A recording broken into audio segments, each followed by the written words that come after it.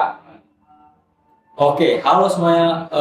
Selamat datang di podcast ya dengan gua di sini Muhammad Ibrahim Zainal Abidin. Kalian bisa panggil gue Ibra. Dan gua Sati, kalian bisa panggil Carlos. Oke, dan gua Gava Maulana Pratama, panggil aja Gava ya.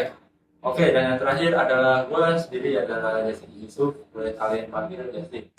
Oke, di podcast kali ini kita akan mengangkat narasi dari kemiskinan di kalangan umat Islam ini murni dari kurangnya usaha atau ikhtiar, bukan karena takdir yang Allah tetapkan.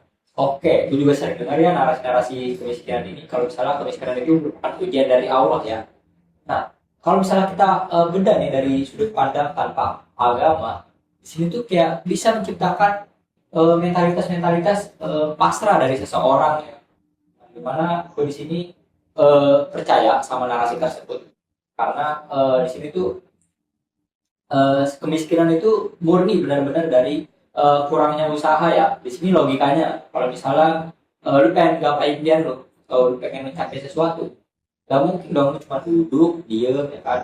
Atau enggak kalau misalnya lu cuma berdoa doang, semua orang juga berdoa gitu ya kan, gak cuma lu sendiri. Jadi semua tuh dinilai dari usaha lu gitu kan. Gak mungkin kayak lu misalnya pengen masuk PTN, lu harus try out dong. Gak bisa lu diem doang harap gitu, ini ntar UTBK nih takting tuh tiba-tiba masuk negeri, gak mungkin. Lu dikatakan keluar negeri, lu gak belajar bahasa, jadi bijak lu pada kan. Nah jadinya tuh dia tuh kayak misalnya di sini harus ada yang sesuatu yang kita korbanin ya untuk mencapai sesuatu. Itu yang dinamakan dengan usaha menurut gue ya. Di sini tuh murni ya kalau misalnya seseorang miskin itu karena dia kurang usaha lah, dan juga orangnya itu tuh kayak gampang nyerah gitu ya. Nah, tapi gini, Oke. jadi tadi itu udah benar tuh. Tapi pendapat lu itu kayak apa ya? Kayak kesan tuh ngerandain orang kecil gitu, dan kayaknya mainnya kurang jauh gitu.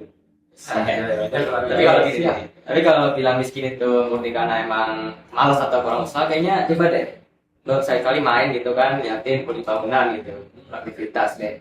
Misalkan dia itu bangunnya jam 3, jam 3 pagi ini hari bangun tuh bro. Nah terus habis itu kerja terus sampai malam ya kan. Ada yang pulang, ada yang istilahnya pulang pagi Berangkat pagi, pulang nah malam. gitu maksudnya gitu. Nah gitulah. Nah, apakah itu capek? Harus capek dong. Fisiknya udah keras banget. Nah itu tapi kalau dibandingin sama misalkan nih orang kantoran, orang ketik-ketik gitu kan di ruang ber-AC, paling capek otaknya kan. Iya, otaknya sih. Tidak terus banding sama tukang kulit. Jadi apakah tukang kulit pengusaha juga enggak? Tapi kan di realitanya kan tukang kulit itu berjanjinya pas-pasan kalau kita lihat. Iya. Kalau lihat di realitanya. Jadi jadi pendapat itu kayak apa ya? Istilahnya gue nggak setuju. Ya nggak setuju. Karena itu apa ya? Terkesan itu kayak mutar balik fakta. Jadi gini, ada yang namanya itu faktor struktural dan ada juga tuh yang namanya kodrat dan kodrat Allah. Oke. Dari segi itu udah pasti udah ada takaran dong. Allah Subhanahu wa taala itu yang sendiri yang udah kasih takarannya, jadi udah pasti adil. Adil ya soalnya. Perhitungannya itu udah pasti adil. Gak sama tuh kayak kita hitung-hitung gitu kan. Iya ya. Jadi pasti perhitungan manusia dan perhitungan Allah tuh jauh. Jadi gua sendiri tuh nggak sependapat dengan hal itu karena pesan itu kayak nyalain orang miskin gitu karena nganggap itu kayak kurang usaha, dan juga itu kayak pertentangan gitu sama kasih sayang Allah yang udah ngasih rezeki ke kita ini. Oke. Gue paham aku kan lo. Tapi ya, gue pengen ngasih pandangan gue sendiri ya. Menurut gue ini masih kurang tepat. Karena kalau dari analogi itu tadi kan kita pakai analogi kulit yang dimana kita kerja keras tapi kok duitnya masih sama gitu kan. Nah, coba kita ganti analoginya jadi analogi jalanan. Di mana jalanan itu dibuat sepanjang mungkin, tapi jalanannya sempit, pasti tetap akan macet kan. Nah, jadi tetap ada rencana buat kita ngasih duit itu pendapat tambahan kayak gitu. Kalau jangan monoton. Nah, terus kalau jalanannya misal udah dibuat kayak gitu terus macet, apa kita nyalain takdir? Kan enggak ya, kayak bisa. Enggak lah. Coba nyalain takdir gimana? Itu kan dibuat sama manusia. Nah, terus kewajiban kita juga buat memperbaiki jalanan itu gimana biar lancar. Kalau mereka lagi sistemnya yang kita harus Menurut gue sih Arkan sih udah benar ya. Tapi perumpamaannya si Arkan ini emang apa make sense menurut gue. Nah, gue juga setuju. Kayak kok umat Islam tuh apa ya? Emang harus cerdas kan, sama cerdas tadi. Dan juga kita itu yang kedua tuh harus buat dari struktur apa masyarakat di masyarakat kita loh. sistemnya. Ya, benar sistem. Tapi lu juga jangan sampai apa ya? Jangan sampai ngelupain atau ngebuang variabel sumber daya dari Allah itu sendiri. Jadi segala bagian hidup manusia menurut gue. Nah, intinya tuh lu kayak terlalu apa ya? Nuhanin usaha manusia sih menurut gue. Kenapa bisa gue bilang gitu? Padahal sejenius apapun manusia, bikin statik hasilnya akhirnya tetap tergantung Allah menurut gue. Itu hak prerogatif Allah. Ya, maksudnya Nah, lihat aja contohnya Nabi Ayub alaihissalam. Nah, beliau itu kita tahu ya, dia kehilangan hartanya secara tiba-tiba lah. Bukan karena beliau itu apa ya, tiba-tiba malas, kan beliau nabi kan. Beliau itu nabi dan juga nggak mungkin dong strateginya salah. Pasti dia juga dapat apa ya, pedoman dari Allah itu sendiri. Nah, tapi karena emang Allah itu udah menghendaki ke Nabi Ayub ini, beliau menghendaki untuk menguji beliau itu supaya gimana sih seorang nabi diuji itu, ketika ujian itu sangat berat lah dalam sekejap kepada. Nah, kalau kita anggap kemiskinan itu pure karena apa ya, salah usaha atau karena malas, terus iman kepada kita itu mau ditaruh di mana? Nah, tapi ingat lagi sih, Islam itu ngajarin kita qanaah. Apa sih itu qanaah? Ya, itu biar kita apa ya? Bukan jadi malas, tapi biar kita usaha tuh maksimal itu harus apa ya? Jangan kecewa lah, jangan hancur lah karena ekspektasi duniawi itu. Kita harus bentar. Ini lu tadi kan yang pertama banget ya harus kita singgung, kita tuh harus memperbaiki sistem. Itu kalau menurut gua tuh sebenarnya kayak setuju sama esensi argumen gua di sini. Kita emang nggak boleh bersembunyi dari kata takdir sebelum usaha kita tuh benar-benar Tapi maksimal. di sini gue nggak nyembunyiin takdir. Di sini gue cuman nggak pernah namanya tuh ngebelain orang malas. Gue cuman nggak setuju kalau tempat ini tuh pakai kata murni, seolah semua ini cuma karena usaha manusia dan takdir dari sang pencipta itu Allah sendiri itu tidak punya peran yang berarti. Justru bagi gue itu takdir itu harusnya ditaruh di garis, jadi bukan di garis awalnya.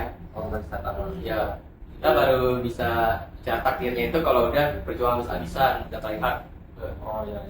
Jadi ya, kalian tuh nggak bisa katakan kemiskinan murni itu cuma karena kurang ikhtiar. Itu adalah ya kayak sombong gitu lah.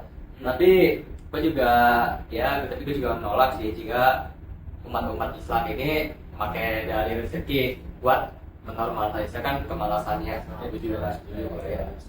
gue juga melihat ada pergeseran paradigma nih yang menyatukan kita kan di tim pro nih, gue sama Ibrahim juga menekankan pentingnya itu usaha atau harus kerja ya. Sebenarnya kami juga gak mau potensi umat yang sebenarnya besar itu layu gitu karena mereka pada malas. Tapi gue juga harus ngakuin tadi Justin mention itu kalah ya. Ya, itu juga bisa jadi pengaman mental. Yang dimana kalau kita udah berekspektasi tinggi banget ya, terus udah kita usahain semaksimal mungkin, ternyata gak sesuai ekspektasi hasilnya. Terus kita bisa terjerumus lah ke kesedihan. Nah itu karena bisa berperan penting juga. Bener banget Arkan. Jadi gini loh, menurut gue ya, kita tuh tim kontra tuh paham banget menurut gue. Kenapa tim pro itu sangat takut itu sama mindset fatalis yang bisa dibilang masih nempel lah di masyarakat miskin menurut gue. Nah, gimana kalau kita buat kesepakatan aja. Jadi intinya tuh kemiskinan di kalangan umat muslim itu bukan pure takdir mutlak yang kita harus pasrah gitu aja. Tapi kemiskinan tuh sebenarnya bisa terjadi juga loh karena faktor-faktor eksternal lainnya. Ya contohnya kayak bisa aja karena effort yang kurang atau setengah-setengah, juga bisa juga karena sistem di Indonesia sendiri yang bisa kita bilang ya pemerintahannya nggak adil lah untuk bagi kita yang rakyat-rakyat menengah ke bawah gitu atau rakyat miskin lah. Justru realita yang kayak gini tuh harus kita lawan sebenarnya. Nah, sekarang kita pikirin deh gimana cara ngelawannya. Nah, ya bisa secara pertama tuh kembangin intelektual kita dulu. Jadi kemampuan cara berpikir kita asah, kita latih supaya kita bisa berkembang menjadi yang lebih baik. Nah, dengan yang kedua tuh bisa juga dengan aksi nyata loh sebenarnya loh. Nah, tapi jangan baru gerak dikit aja. Lu udah ngerasa ada ujian nih, lu langsung nyerah gitu aja, itu jangan. Terus berlari-lari, udah takdirnya gitu. Tapi ingat, setelah usaha lu maksimal nantinya, udah lu di atas gitu. Itu apa?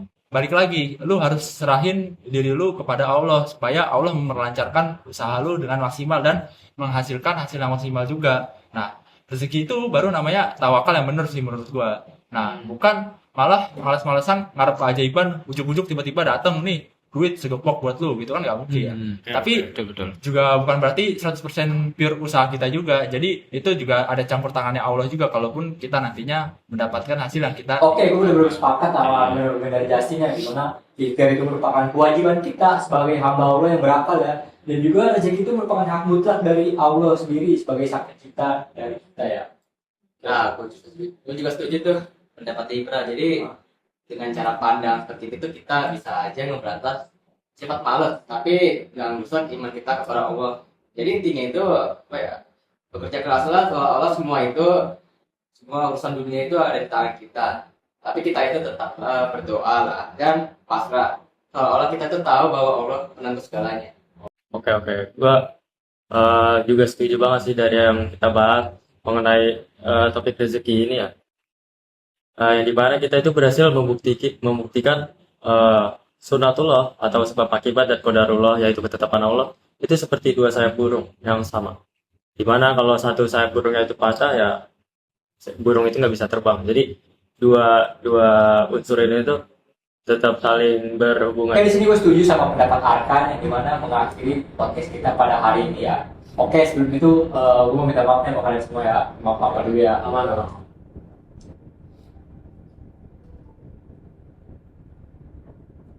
Oke, sekian podcast ini berakhir dengan tidak saling menyalahkan, melainkan dengan sebuah pencerahan ya. Oke, di sini kami semua izin pamit. Assalamualaikum warahmatullahi wabarakatuh.